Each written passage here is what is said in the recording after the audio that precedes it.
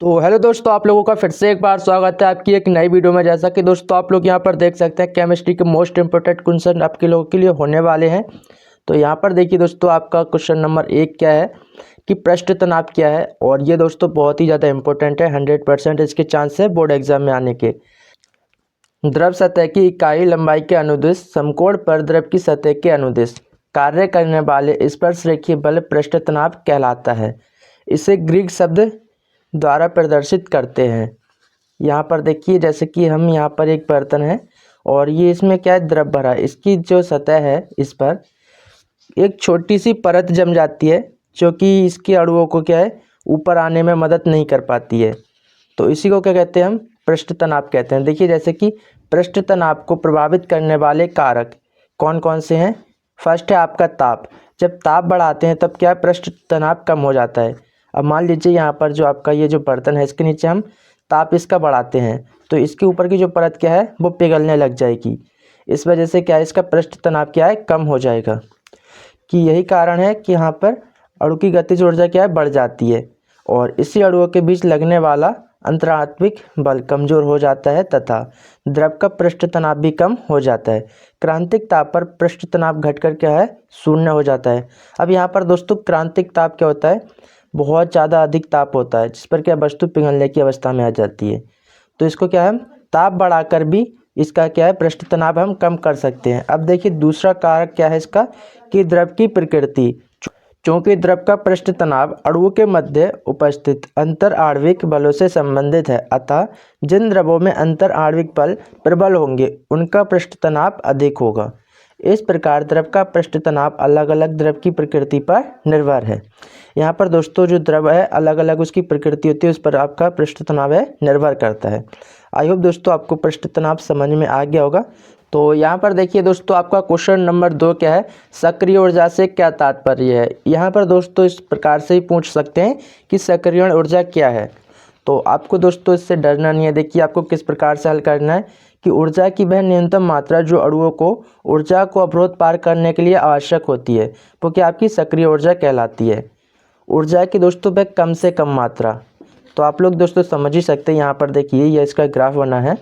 तो यहाँ पर दोस्तों ये जो आपका एक अभिकारक है यहाँ से, तो यहाँ से जो आपकी ऊर्जा यहाँ तक है, यहाँ पर क्या है एक ऊर्जा अवरोध है, ये जो आप देख रहे हैं यहाँ पर। तो यहाँ से जो ऊर्जा गई आपकी यहाँ तक, तो वो आपकी क्या है, सक्रिय ऊर्जा कहलाएगी। और यहाँ तक जो आएगी वो आपका उत्पाद कहलाएगा। तो क्या अभिक्रिया की ये प्रकृति है। तो इस प्रकार से दोस्तों आपको एग्जाम में करना है और बहुत ही ज़्यादा इम्पोर्टेंट है। देखिए इसे क्या है, ई से प्रदर्शित करते हैं। दहली ऊर्जा क्या है, इसको भी हम देख ही लेते हैं। यह भी आप लोगों के लिए क्या है, बहुत ज़्यादा इम्पोर्टेंट है। तो दहली ऊर्जा में कि ऊर्जा की वह न्यूनतम मात्रा जो अभिकारी अणुओं के पास आवश्यक रूप से चाहिए जिससे उनके टक्कर प्रभावी हो सके।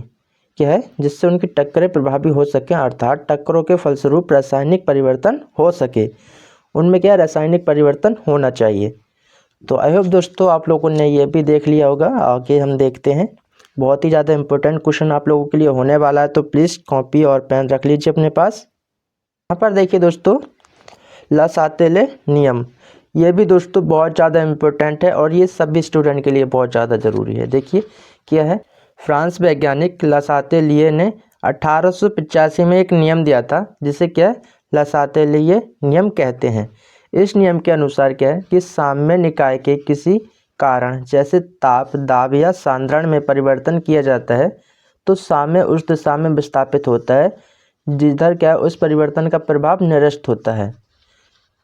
तो दोस्तों आप लोग इसको समझ सके तो इसको देखिए एक बार अगेन रिपीट करते हैं कि साम्य निकाय के किसी कारक, जैसे साम्य निकाय होता है उसके कुछ कारक होते हैं जैसे ताप हो गया, दाब हो गया और सांद्रण। जब इनमें परिवर्तन किया जाता है ना तो साम्य उस दिशा में ही जाता है जिधर क्या है उसका जो प्रभाव होता है उधर नहीं होता है।